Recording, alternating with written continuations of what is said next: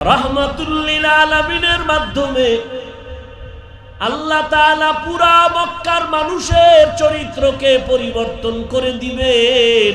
কিয়ামত পর্যন্ত মক্কার জমিন হবে উম্মতের জন্য রোল মডেল। আমার নবী হবেন আদর্শের নবী। কিয়ামত পর্যন্ত মক্কার আদর্শ দেখে দেখে মানুষগুলো নিজের চরিত্র সংশোধন করবে। আমার আল্লাহ নবীকে তৈরি করে নিয়েছেন দুনিয়ার লোক যেন নবীকে আকৃষ্ট করতে না পারে। এই জন্য রব্বে কারীম আমার নবীকে 4 বার ওপেন হার্ট সার্জারি করেছেন, কুদরতের অপারেশন। নবী বলেন, আমার বুকটাকে চিরলেন জিব্রাইল এসে, ভেতর থেকে কলবটাকে বের করলেন, স্বর্ণের পেয়ালায় রাখলেন, জমজমের পানি দিয়া ধুইলেন, আবার ভেতরে রাখলেন, আবার চাপ দিলেন, আমার আগের অবস্থায় হয়ে গেল। সেলাই লাগলো না, রক্ত গেল না, আমি অনুভব করতে পারি না।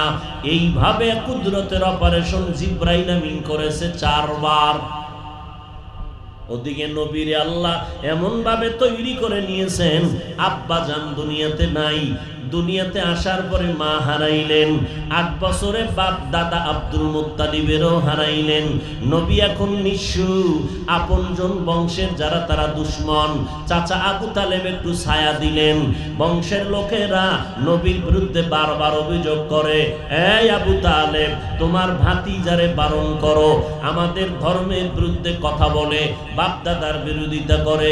আবু তালেব ডেকে বললেন, এই ভাতিজা তোমার নামে বিচার এসে দাঁড়ায় গেল, তুমি এই করো নাকি? নবী জবাব না দিয়া চোখের পানি ছেড়ে কান্না শুরু করলেন।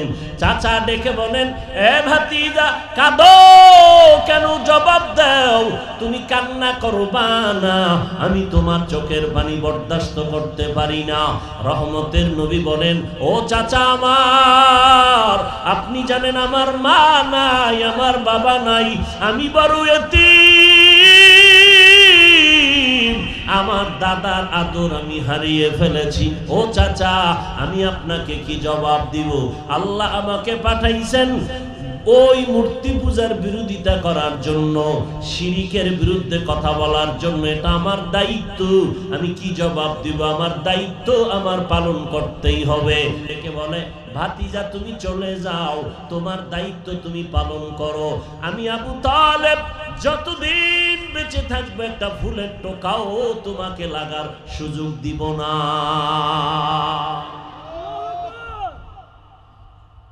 নবী মা হারা, বাবা হারা, নিঃস্ব। ওয়াদ্দুহা ওয়াল্লাইলি ইযা সাজা মা ওয়াদ্দাআকা রাব্বুকা ওয়া মা ক্বালা ওয়ালাল আখিরাতু খায়রুল লাকা মিনাল উলা ওয়ালা সাওফা ইউতিকা রাব্বুকা ফাতারদা আলাম ইয়াজিদকা ইয়াতীমান ফাআওয়া ওয়া ওয়াজাদাকা দাল্লান ফাহাদা ওয়াজাদাকা আইলান ফাআগনা।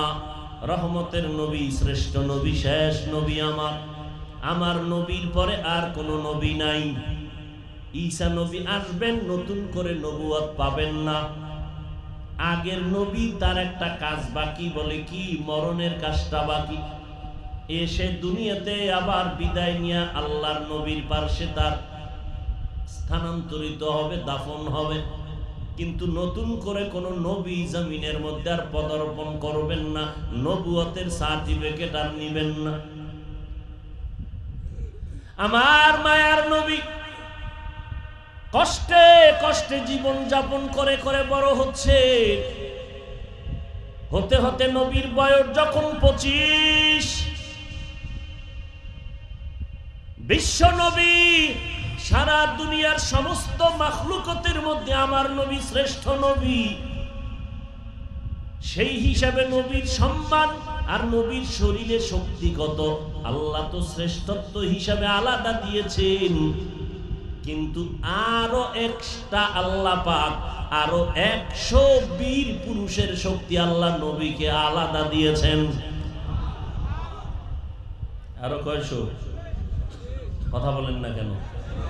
100 বীর পুরুষের শক্তি আল্লাহ দিয়েছেন। এত শক্তি নিয়ে যখন 25 বছর হলো, কি পরিমাণ শক্তি আর যৌবন! কিন্তু যৌবনের লালসা তার অন্তরে নাই। আমার আল্লাহ কুদরতের অপারেশন করে করে করে করে কমপ্লিট করে ফেলেছেন। আরবের মধ্যে ধনাঢ্য নারী, সুন্দরী রূপসী নারী, আরববাসীর কাছে অত্যন্ত সুনামের সাথে জীবন যাপন করে আম্মা জান খাদিজা রাদিয়াল্লাহু তাআলা আনহা। এই পর্দার আড়ালের আম্মা জানেরা আসেনি, ভালো করে শুনেন।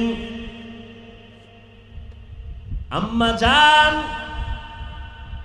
সম্পদের মধ্যে ধনী, আরবের ধনী নারী খাদিজা রাদিয়াল্লাহু আনহা। কিন্তু আরববাসীরা বিধবা নারীদের পছন্দ করে না, সমাজের বোঝা মনে করে। 25 বছরের রহমতের নবী আমার খাদিজাতুল কুবরা 40 বছরের নারী। কয় বছর? শুধু 40 বছর না, 2 জন স্বামী বিদায় হয়ে গেছে, আরো সন্তানের মা হয়ে গেলেন। এরপরে প্রস্তাব আসলো, যদি আখিরি নবী কবুল করেন আমি খাদিজাকে আমি তার স্ত্রী হতে চাই। তাও কিন্তু রাতারাতি প্রস্তাব দেন নাই। আম্মা জান খাদিজা নবীকে পরীক্ষা করে নিলেন। আমি যারে স্বামী বানাবো, আমার জীবনের আপন বানাবো, তার আখলাকটা কেমন, তার আমানতদারি কেমন, সততা কেমন যাচাই করব। খাদিজা তার সম্পদ দিয়া ব্যবসায় পাঠাইছেন। ব্যবসায় পাঠাইয়া রহমতের নবীর আমানতদারি সততা চরিত্রের পরীক্ষা নিয়েছেন, পাশ করেছেন। এরে আম্মা জান, একজন স্বামী যদি জীবনে তোমার মেয়ের জন্য পছন্দ করো, এরে আব্বা জানেরা আপনার সন্তানের জন্য যদি কোনো মেয়ে পছন্দ করেন, রহমতের নবীর থেকে শিক্ষা নাও, আদর্শ শিখে নেন। আরে দুনিয়ায় কিছু পাও আর না পাও, আমানতদারি আছে কিনা, সততা চরিত্রর ভালাই আছে কিনা পরীক্ষা করে নাও। কারণ যার চরিত্র খারাপ, যার ভেতরে আমানতদারি নাই, আল্লাহর কসম এমন স্বামী যার ঘরে আসবে ওই স্ত্রী জীবনে শান্তির বাগানে ফল খেতে পারবে না। এমন স্ত্রী চরিত্রহীন, আমানতের খেয়ানতকারী নারী যদি কোনো স্বামীর ঘরে আসে, ওই স্বামী জীবনভর কষ্টের গেলানি টানবে, শান্তি আর পাবে না। তুকু যাও সুন্নতে আহমদ কুজা বা মুহাম্মদ কে বুয়দ নিসবতরা মান আহাব্বা সুন্নতি কৌলে রসুল মজদায়ে কানা মাই হাম কুন কবুল। কষ্ট লাগতেছে? মোনাজাত দিয়ে যাবেন না তার আগেই যাবেন? কি দোয়া টোয়ার দরকার নাই, আপনার এত বড় বুজুর্গ, গুনাহ নাই, দোয়ার দরকার কি? আল্লাহ হেদায়েত দান করুন। আচ্ছা, বাসায় যাই কি করবেন? ঘুমাবেন? বাঙালির চোখে ঘুম আছে? সব মোবাইল স্টক করে দিয়েছে। সারাটা রাত কিসের হুজুর আর কিসের শিক্ষিত আর মূর্খ, সারাটা রাত মোবাইলের স্ক্রিনের দিয়ে তাকাইয়া তাকাইয়া কবিরা গুনাহ করে করে সারা রাত কাটায়। কখন 3টা বাজলো খবর নাই, ফজরের আজান কখন হলো খবর নাই। আল্লাহর বান্দারা, যুবকেরা সারা রাত মোবাইল চালায় কবিরা গুনাহ করার কারণে চেহারার মধ্যে নূর নাই। মা রাগ করে, বাবায় ধমক দেয়, বাবার সাথে বেয়াদবি, মায়ের সাথে বেয়াদবি। শিক্ষক বাধা দিলে তার সাথে বেয়াদবি, আমি হুজুর বাধা দিলে বেয়াদবি। এই মোবাইলের দ্বারা বেয়াদবি কত করেছো। এই জন্য কোনো বয়ানে তোমার অন্তর সোজা করতে পারে না। বয়ান কইরা মোনাজাতটা দিয়ে প্যান্ডেল থেকে বের হয়ে দেখি আবার আল্লাহর আশেকরা রাস্তায় বিড়ি টানে। এখানে এত মানুষ সাফাবাজি করবে, জামালপুরের স্মরণকালের স্মরণ সভা হয়েছে। এই সাফাবাজির কোনো মূল্য নাই যদি ফজরের নামাজ না পড়ো। এতগুলো মানুষ এই ময়দানে বসার জায়গা নাই, দাঁড়ানোরও কায়দা নাই, কিন্তু দুঃখ অধিকাংশ আশিকেরা ফজরের নামাজ পড়ে নাই, আজকে জোহর পড়ে নাই, আসর পড়ে নাই, মাগরিব পড়ে নাই, এশা পড়ে নাই। কি এখানে নাই একজন? কি লাভ হবে বলো? মোনাজাত সবাই দেয়, তবে সবার চোখে পানি নাই রে বাবা। মকবুল হে শাদ হে কাবিল তু বহুত হে, मकबूल है शाद है काबिल तू बहुत है, आए ना के मानिंदे तू नहीं दिल तू बहुत है, आए ना के मानिंदे तू नहीं दिल तू बहुत है। সবার মধ্যে একটা কলব আছে, কলব আসেনি? কিন্তু আয়নার মতো পরিষ্কার আছে কতজনার কলব? মোনাজাত সবাই দেয়, সবার চোখে পানি নাই। আজান সবাই শুনে, মসজিদে মুসল্লি নাই। ও আল্লাহর বান্দা, মদিনার নবী বলেন এশার নামাজ পড়ে যদি বান্দা ঘুমিয়ে যাও, ঘুম থেকে উঠে যদি ফজরের নামাজ আদায় করে নাও, ঘুমাইয়া যেই সময়টা কাটাবি সেই সময়টাও নেকের পাল্লায় ওজন করা হবে। মকুন সুসতি নামাজে পাঞ্জগানা, ফাওয়াইলুল লিল মুসাল্লিনাল্লাযিনা মুমিনারা ইনামাজ ইমদাদ দাও, ইস্তাঈনু আয়াতে কুরআন বাখা আয়াতে কদ আফলাহা রায়াতুকুন গৌরকুন দরমানিয়াজ দেল সাদেকুন।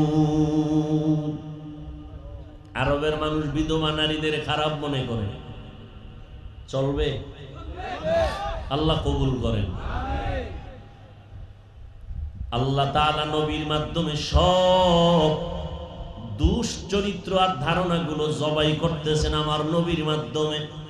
এই আরবের বেঈমানেরা, মুশরিকেরা, বিধবা নারীদের তোরা অপছন্দ করো, কিন্তু ইসলাম আসছে আমার আল্লাহ নবীর মাধ্যমে কিয়ামত পর্যন্ত নারীদের সম্মান সবার ঊর্ধ্বে দিয়েছেন। নারীদের সম্মান ইজ্জত আল্লাহ দিয়েছেন, নবী দিয়েছেন, ইসলাম দিয়েছেন।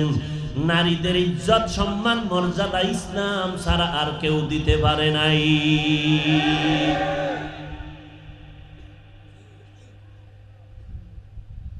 নবীর কাছে প্রস্তাব আসলো, পরীক্ষায় মোহাম্মদ পাস, এখন শুধু রাজি হলেই আমি রেডি। দুইজন স্বামী বিদায় হয়ে গেল। নবী শুনছেন কথাটা, কিন্তু কি বলবেন? ওদিকে কোনো ভালো জায়গা নাই থাকার মতো, বিভিন্ন আয়োজনের জন্য কোনো টাকা পয়সাও নাই। নবী চুপ হয়ে গেছেন, ভেতরে ভেতরে ভাবতেছেন। চাচা আবু তালিব কয়, ভাতিজা পেরেশান হওয়ার কিছুই নাই, তুমি দোয়া করো। আজ খাদিজার প্রস্তাব তুমি আলহামদুলিল্লাহ বলো, মহারানার টাকা আমি আবু তালিব দিব নিজের থেকে, আরো যা প্রয়োজন দিব। এমনকি ইতিহাসের পৃষ্ঠায় আমার নামটা থাকবে, মুহাম্মদের প্রথম বিবাহের খুতবা আমি আবু তালিব নিজেই পড়ব। নবী রাজি হয়ে গেলেন। মুশরিকদের বিশাল বড় এক ধারণাকে জবাই করে দিলেন। বিধবাদেরকে অপছন্দ করো, মুহাম্মদ 25 বছরের যুবক, আরো 100 বীর পুরুষের শক্তি তাকে আলাদা দেয়া হয়েছে। এত শক্তি নিয়ে 40 বছরের নারী বিধবা, 2 স্বামীর পরে তৃতীয়। আমার রাসূল ইতিহাস দৃষ্টান্ত স্থাপন করে দিলেন কিয়ামত পর্যন্ত। ইসলাম পারে বিধবা নারীর সম্মান দিতে, আর কেউ পারে না।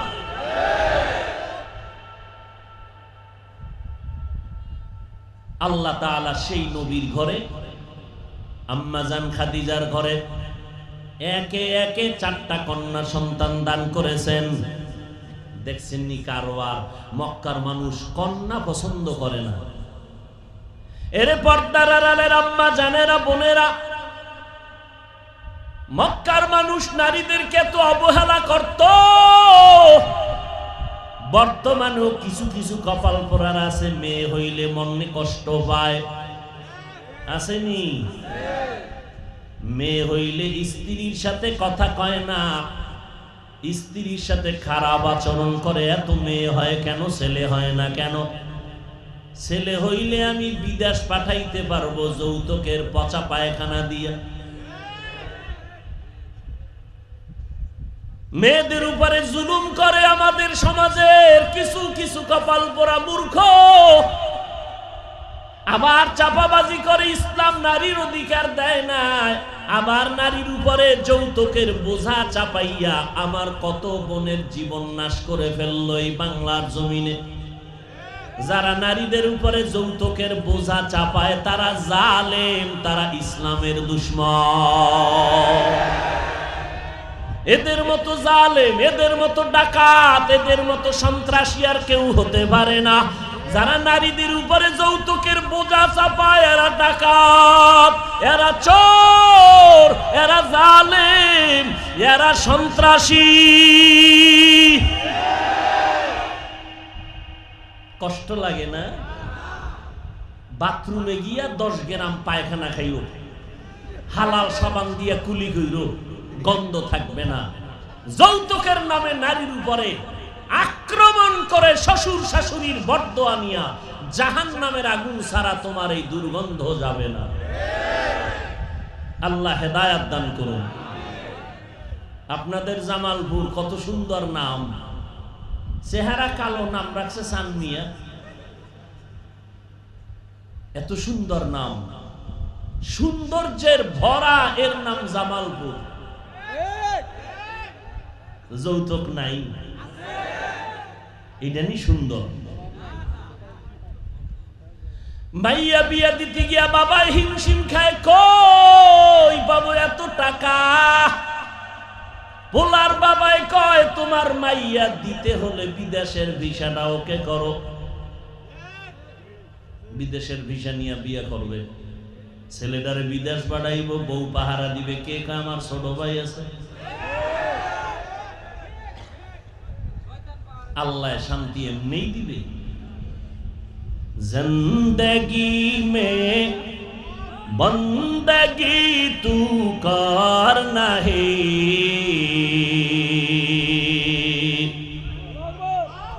जिंदगी में बंदगी तू करना है, जिंदगी में बंदगी शर्मिंदा है, जिंदगी में बंदगी शर्मिंदा है।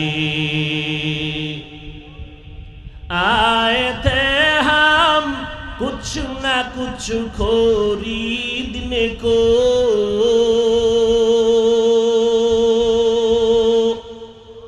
जैसे हो रोशन मेरे कल्बो रूहो,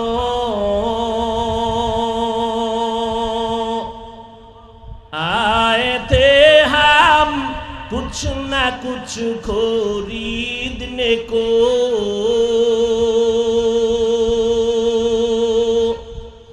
जैसे हो रोशन मेरे कल्बो रूहो,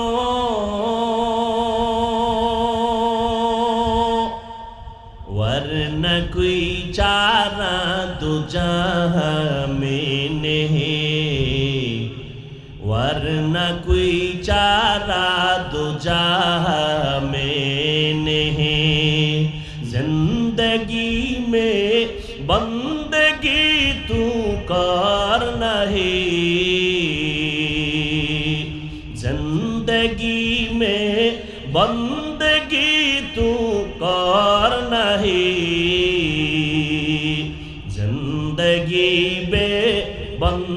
जिंदगी शर्मिंदा है, जिंदगी बे बंदगी शर्मिंदा है।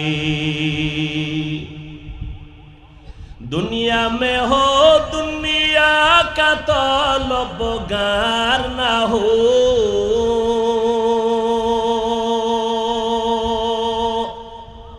बाजार से गुजर हो खरीदार ना हो।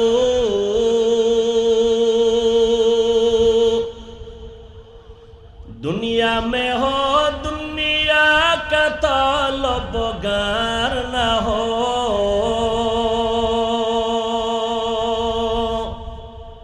बाजार से गुजर हो खरीदार ना हो।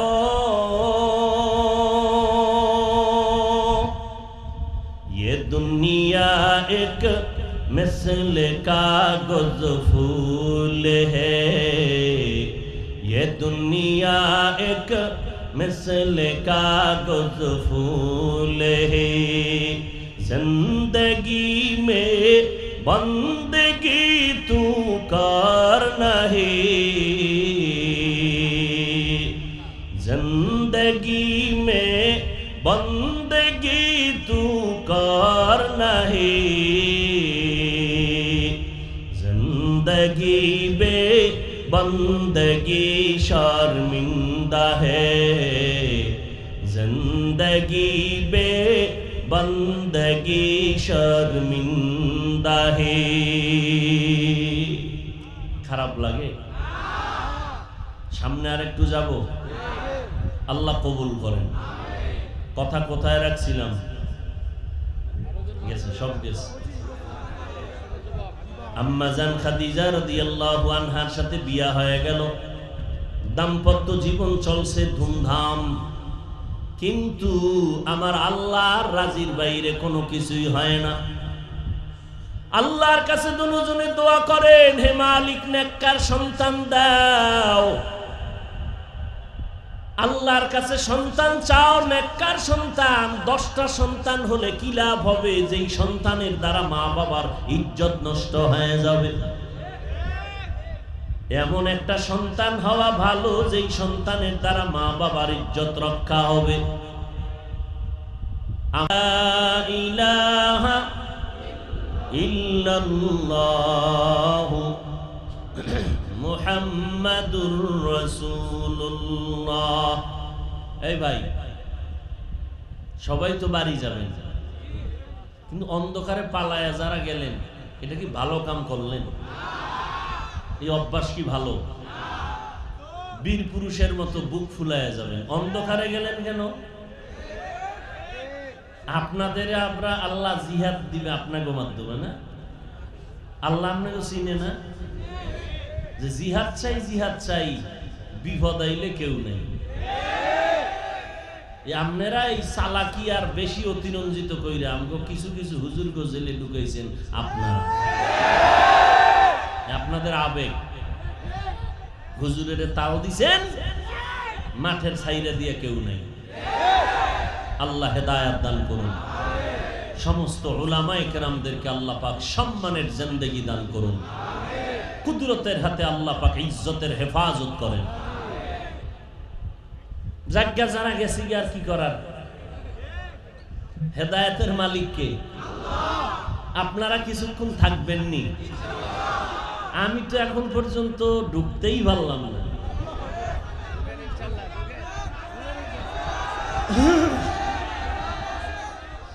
আম্মা জান খাদিজা রাদিয়াল্লাহু আনহাকে আল্লাহ কয়টা কন্যা দিলেন? 4টা কন্যা সন্তান আল্লাহ দান করলেন।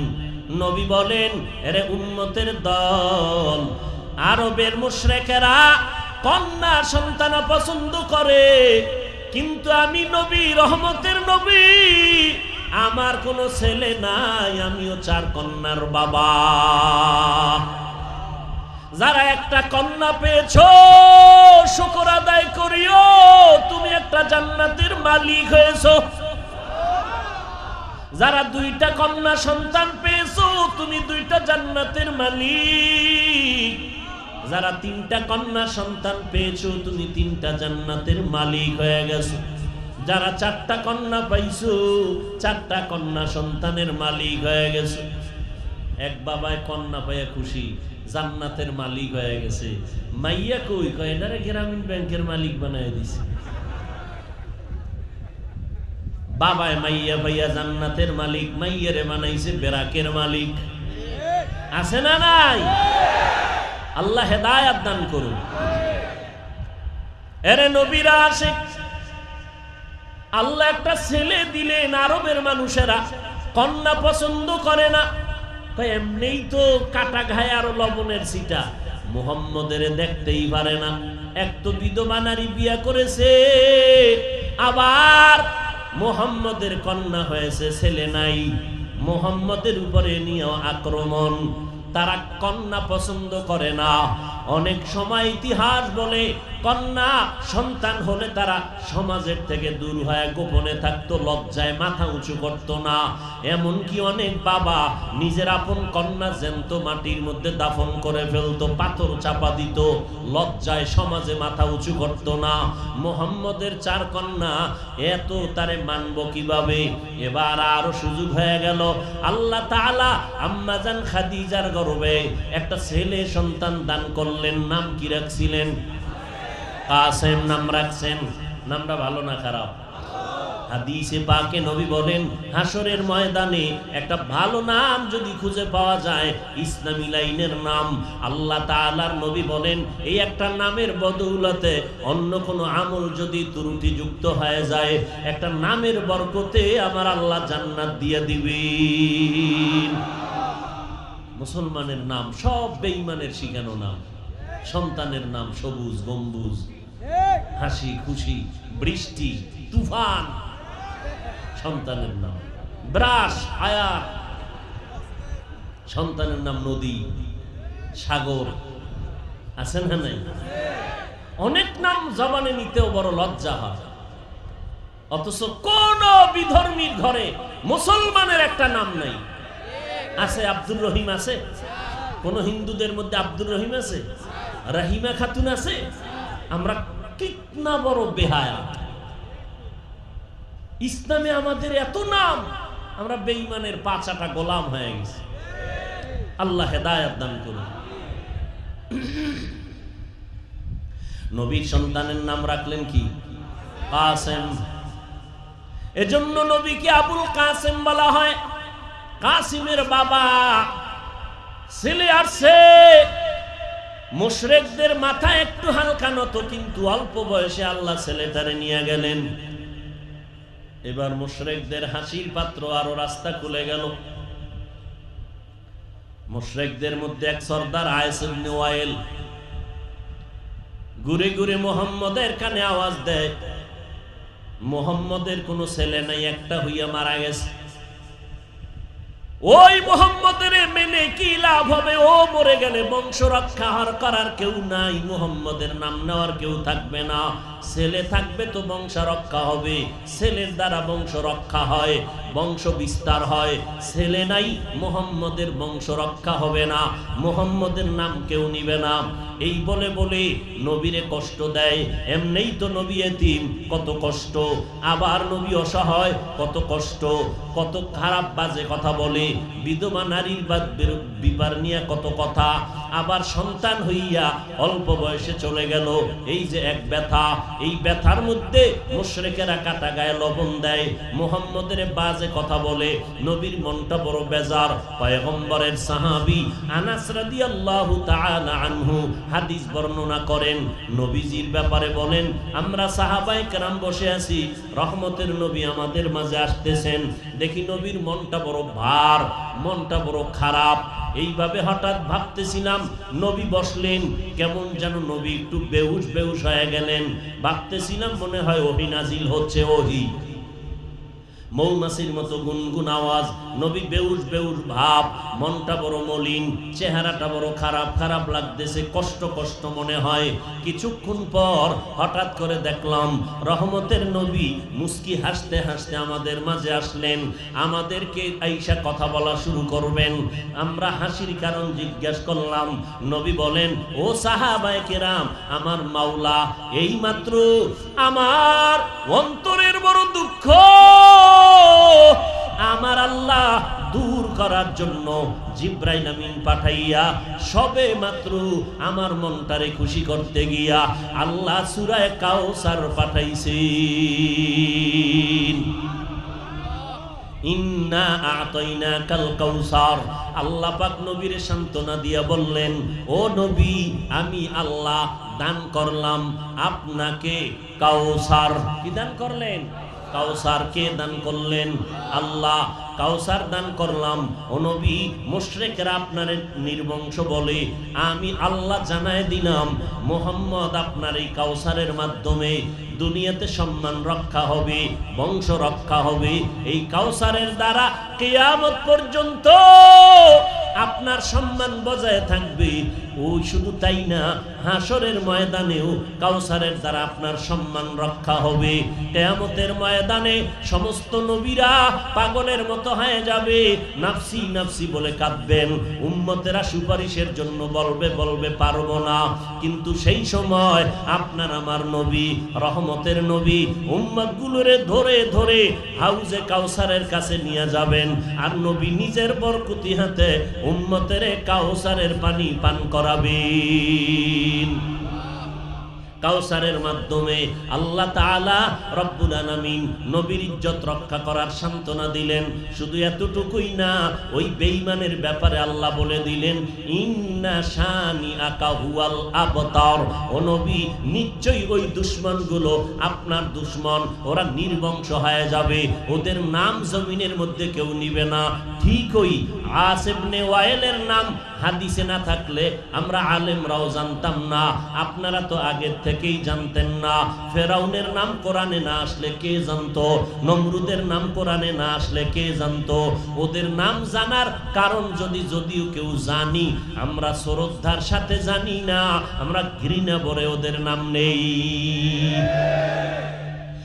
আর আমার আল্লাহ কাউসারের মাধ্যমে আমার নবীর সম্মান রক্ষা করেছেন।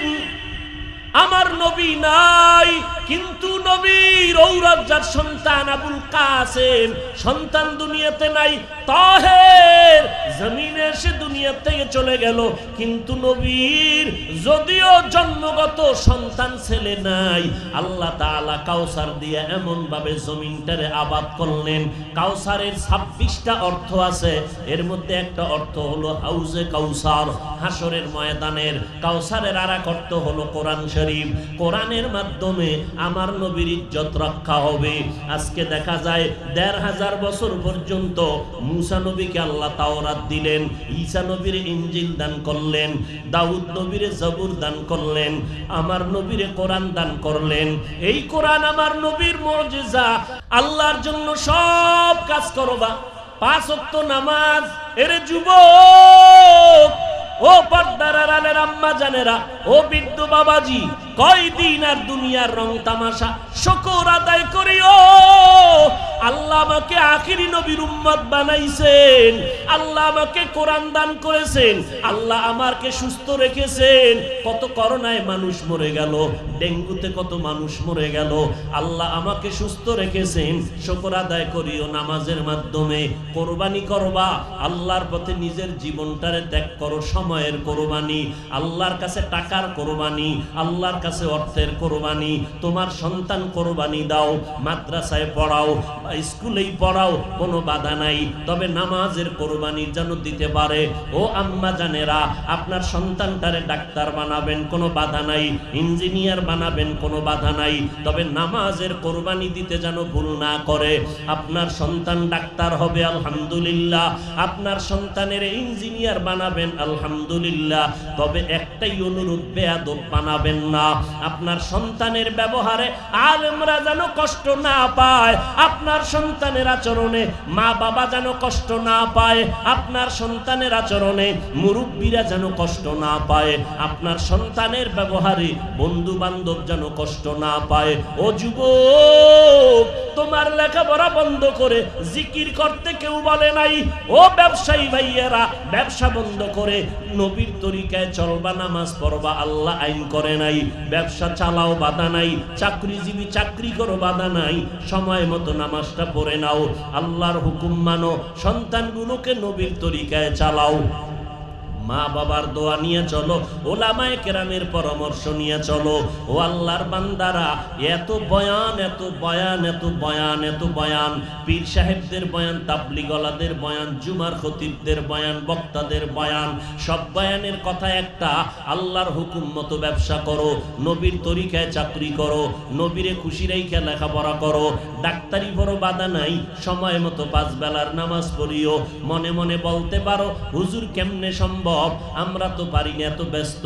ডানে বামে তাকায় দেখো, তোমার মতো কত বান্দা জীবনে মাদ্রাসায় পড়ে নাই, জেনারেল লাইনে পড়িয়া 5 বেলার নামাজ পড়ে, স্কুল কলেজেও পড়ে। একটু সাক্ষী দাও, সত্য আছে না নাই? বিবেকটাকে জিজ্ঞাসা করো, তুমি কেন পারবা না? তোমার মতো যুবক র্যাব, আর্মি, পুলিশ, বিডিআরের চাকরি করে, নামাজ বাদ দেয় না। তোমার বিবেকটাকে জিজ্ঞাসা করো, পারো না কেন? তোমার মতো বান্দা রাস্তায় গাড়ি চালায়, নামাজের সময় নামাজ পড়ে, তুমি কেন পারবা না? তোমার মতো বান্দা ব্যবসা করে, হারাম খায় না, 5 বেলার নামাজ ছাড়ে না, তুমি কেন পারবা না রে বাবা? আল্লাহর কোরআনটা কি মিথ্যা মনে করছো? একটা ভুল পারলে এখন বের করে দাও, দাড়িটা কেটে ফেলবো, প্যান্ট শার্টটাই লাগায় নাচ গান করবো। 1500 কেউ পারে নাই, তুমিও পারবা না। বরং কোরআন সত্য, নবীর কথা সত্য, গুনাহগারের জন্য জাহান্নাম তাও সত্য, নেক আমলওয়ালাদের জন্য জান্নাত তাও সত্য। টুপি মাথায় দিলে মাথা গরম হয়, তোমার থেকে কম বুঝি না। দাড়ির কারণে যৌবনের ভাব চলে যায়, কম বুঝি না। লম্বা জামাটা গায়ে পরলে গরম লাগে, কম বুঝি না। মাদ্রাসায় পড়লে মানুষ বাজে কথা বলে, তাও বুঝি বাবা। এরপরও কেন টুপি ফালাই না, দাড়ি ফালাই না, জামা ফালাই না? একমাত্র কারণ আমার মাওলার কোরআন সত্য। গুনাহগার হইয়া কবরে গেলে শাস্তি হবে, তাও সত্য। এই চিন্তা ভাবনা করার পর ওই গালিটাকে গালি মনে করি না, ওই তিরস্কারকে তিরস্কার মনে করি না রে বাবা। আল্লাহর শুকর না খাইয়া তো মরে যাই নাই, আমরা নবীর তরিকা মানতে গিয়ে তো অসম্মানে নাই রে বাবা। হেদায়েতের মালিক আমার আল্লাহ, আল্লাহর মোহাব্বত নিয়ে তওবা করো। ও মা, আপনার মতো কত মহিলা এখনো আছে গ্রামে, 5 বেলার নামাজ পড়ে, পর্দা করে, স্বামীর মাল হেফাজত করে, সন্তানগুলো আদর্শওয়ালা বানাইলো। ও মা, আপনি কেন পারেন না? ও যুবতী বোনেরা, আপনার মতো কত বোন স্কুল কলেজে পড়ে, নামাজ পড়ে, মোবাইলে সময় নষ্ট করে না, আপনি কেন পারেন না? আল্লাহর কাছে তওবা করেন, আল্লাহ তওবার দরজা দিয়ে ডাকতেছেন। দুনিয়াতে একটু গরম সহ্য করতে পারি না। ও আল্লাহর বান্দা, ঘুমাইতে গেলে মশারি টানাইয়া ঘুমাই, আর গুনাহগারেরা কবরে গেলে ওই কবরে জাহান্নামের আগুনের গরম, একটা ফ্যান নাই, বাতাসের ব্যবস্থা নাই, ওই জায়গায় পোকামাকড়, সাপ বিচ্ছুর ঘর, কই পাইবা ওই কবরে মশারি? একটা মশার কামড় সইতে পারো না রে যুবক। গুনাহ নিয়ে কবরে গেলে ওই কবরে কেমনে আযাব সহ্য করবা? আবু জাহাল 13 বছর বয়ান শুনিয়াও হেদায়েত পাইল না, ওমরের মতো বান্দা তরবারি নিয়ে হেদায়েত পাইল। এই জমিনে কিয়ামত পর্যন্ত আবু জাহালের মতো শক্ত অন্তরওয়ালা কিছু মানুষ থাকবে, হাজারো বয়ানে দিলটা নরম হবে না, তওবা তো করবেই না, বাইরে গিয়ে আলেমদের বিরোধিতা করবে। আর একদল মানুষ গুনাহ নিয়ে ওমরের মতো মেজাজ নিয়ে ঢুকবে। হঠাৎ মরণের কথা যখন স্মরণ হয়ে যাবে, কবরের আযাবের কথা যখন স্মরণ হবে, ওই ময়দানে বৈশা হাউ মাউ করে কান্না শুরু করবে, আর মনে মনে ডাকবে, ও দয়ার মালিক, এই ময়দানে আমার মতো গুনাহগার কেউ নাই। আমার গুনার কারণে আমার হাত না পাক, আমার চোখ না পাক, আমার জিহ্বা না পাক, আমার অন্তর না পাক। আমার গুনার খবর আমার মা বাবায় যদি জানতো, কেউ আমারে সম্মানের নজরে দেখতো না।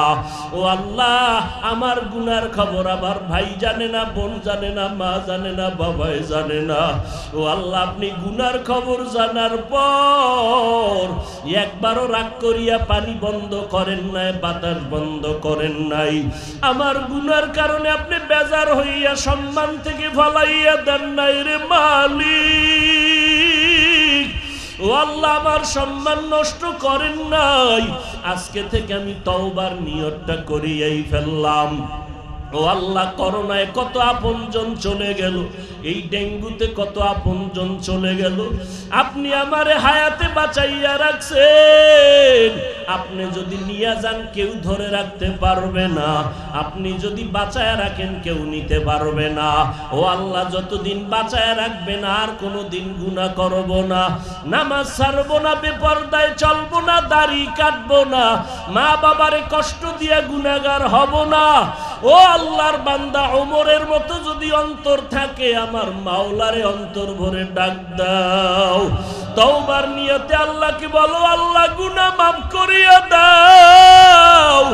গুনার কারণে দিলটা পাথর, চোখের মধ্যে কোনো পানিও নাই।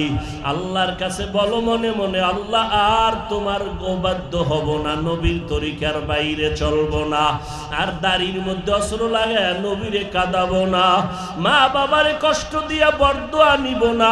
ও যুবকেরা, ওই মা বাবার দোয়া ছাড়া তুমি পরীক্ষায় পাশ করতে পারো নাই, ওই মা বাবার দোয়া চোখের পানি ছাড়া চেয়ারে বসতে পারি